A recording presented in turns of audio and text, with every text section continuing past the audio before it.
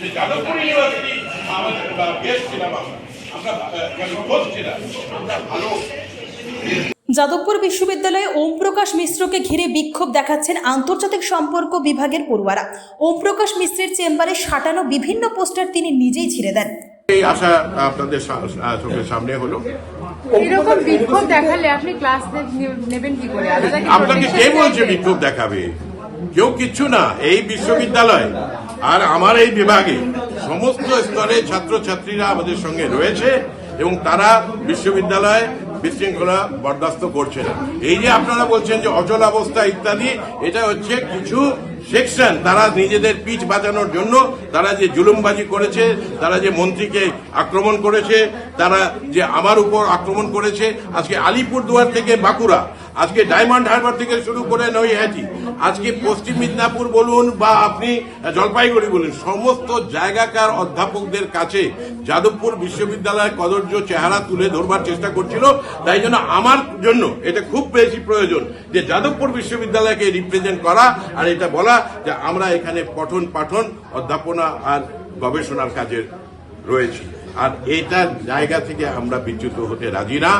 যে বা যারা এই সমস্ত দৌরাত্ম্য করছে, দুষ্টুমি করছে, বদমাইশি করছে, শয়তানি করছে, তাদের বিরুদ্ধে অ্যাকশন নেওয়া উচিত প্রশাসনে।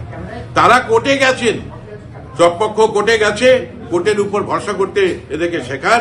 এটা হচ্ছে পলিটিক্যাল সায়েন্সের কোর্সে, এটা হচ্ছে আবশ্যিক। কাউকে ফিজিক্যালি বাধা দান করাটা হচ্ছে বেআইনি। আপনি ম্যাডাম কিছু বলছেন, বলুন। হ্যাঁ, বলছি যে আজকে তো আপনাকে বাধা দিল ফিজিক্যালি, তো আপনি কি না আপনারা বলবেন যে বাধা দিল ফিজিক্যালি রিপোর্টে, এইটা বলবেন না উনি অভিযোগ করলেন বাধা দিল। তাহলে এতগুলি ক্যামেরা করছে নাকি? এতগুলি ক্যামেরা সংবাদ মাধ্যমের তারা করছে নাকি? ওই দিন ফার্স্ট মার্চ যেটা হলো, এটা তো ভাগ্য ভালো আমাদের সবার।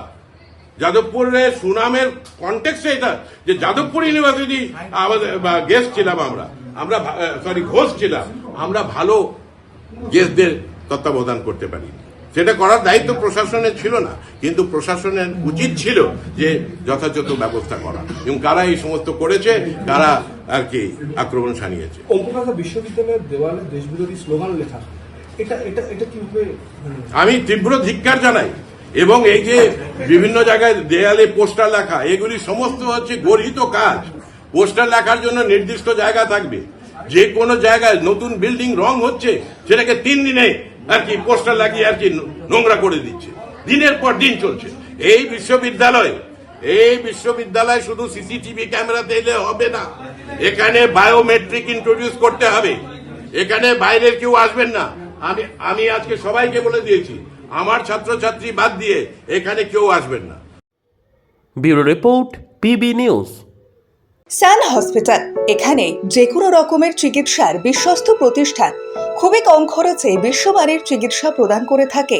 উন্নত মানের ওয়ার্ড কেবিন, পরিষ্কার পরিচ্ছন্ন পরিবেশ দ্বারা সুসজ্জিত চিকিৎসা ব্যবস্থা রয়েছে। এছাড়া স্বাস্থ্যসাথী কাজেও পরিষেবা প্রদান করা হয়।